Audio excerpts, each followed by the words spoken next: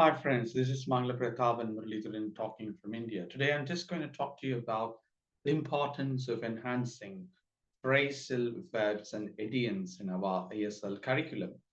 Phrasal verbs are really important for all of us to learn. Most of us tend to learn phrasal verbs at the school level, and some of us tend to learn it as part of the proficiency development programs offered by language schools.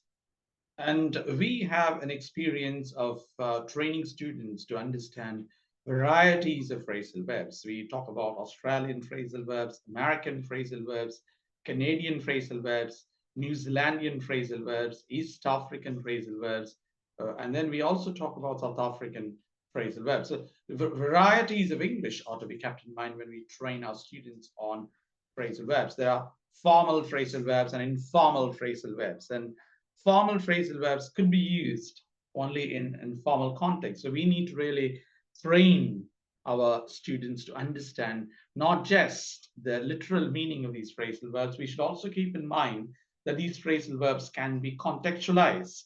So you need to provide examples, and these examples ought to be useful to them to understand where to apply and how to apply these, phrasal verbs. And it's not just limited to phrasal verbs. You can think about idioms, you can think about colloquial idioms, and you can also train them on varieties of idioms. For example, I talk to them about Florida idioms or California idioms and New York City idioms, and you know varieties of idioms available. So when you talk about American English, you should also think about using these various types of formal and informal language use.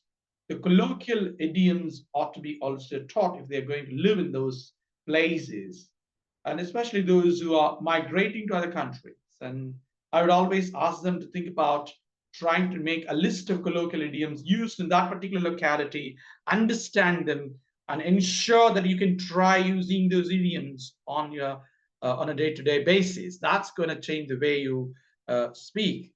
And for that, you need to listen to the local radio stations, right? And you have a lot of community radios available right now online. So you can be online, listen to those community radio stations, watch local movies, talk to people, go to local clubs, local organizations, NGOs, interact with people, and try to understand what they speak, how they speak. And if possible, talk to people who already migrated before you from your country, from your place.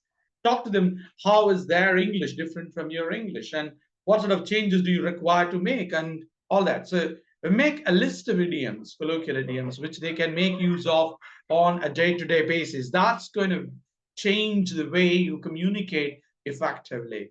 All right, so with this, I'm just going to wind up. We would talk in detail about the phrasal verbs soon.